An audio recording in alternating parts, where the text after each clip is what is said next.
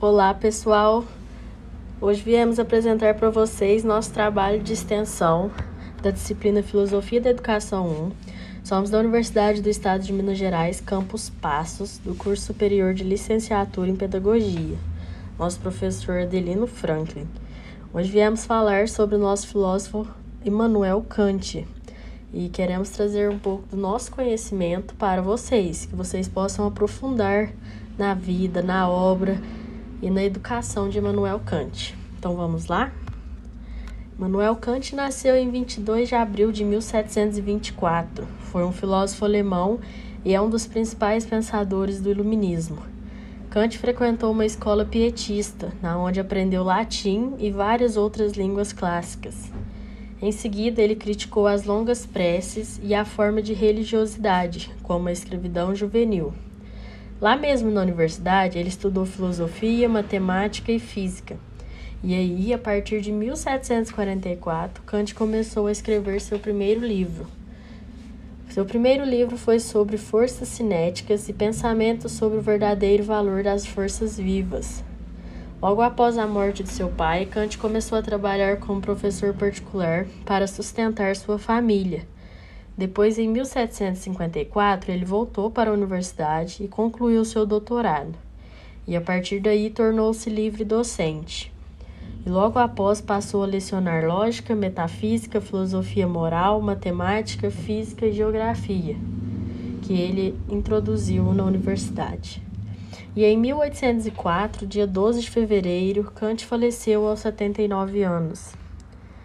Bibliografia. Kant possuía um estilo literário único e escreveu sobre ciências, filosofia e religião.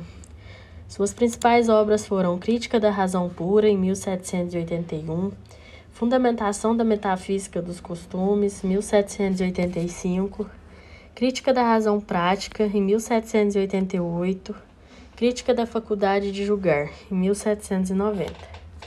Vale citar também que Kant foi um entusiasta do iluminismo europeu e estadunidense, onde publicou a obra O que é o Iluminismo, em 1784. Nesta obra, ele sintetiza a possibilidade do homem seguir sua própria razão, o qual seria, ao mesmo tempo, a saída do homem de sua menoridade. Essa é defendida como incapacidade do homem de fazer o uso do seu próprio entendimento, ou seja, o fato de não ousar pensar por motivo de covardia e a preguiça, principais motivos do permanecimento humano na menoridade. Contexto histórico. Século XVIII. Durante o século XVIII, elementos do pensamento iluminista culminaram nas revoluções americanas, francesa e haitiana. Durante o século, o comércio de escravos e o tráfico de pessoas se expandiram em escala global. O período também é conhecido como Século das Luzes, ou Século da Razão. A colonização europeia das Américas e de outras partes do mundo se intensificou e as migrações em massa de pessoas aumentaram de tamanho. O Século das Luzes foi o século de surgimento do chamado Iluminismo, que ele foi um movimento de cunho cultural baseado no racionalismo feito pela elite europeia. Esse movimento tentou buscar um rompimento com a mentalidade medieval e acreditava na ideologia do progresso. A França é considerada o berço do iluminismo, possuindo inúmeros pensadores que contribuíram intelectualmente para toda a Europa. O poder da razão permite identificar e operar conceitos abstratos, resolver problemas, encontrar coerência ou contradição entre eles, e assim descartar ou formar novos conceitos, de uma ordenada e geralmente orientada para objetivos. Pensamentos relacionados à educação. Kant considera a educação como um processo no qual deve ser iniciado na infância.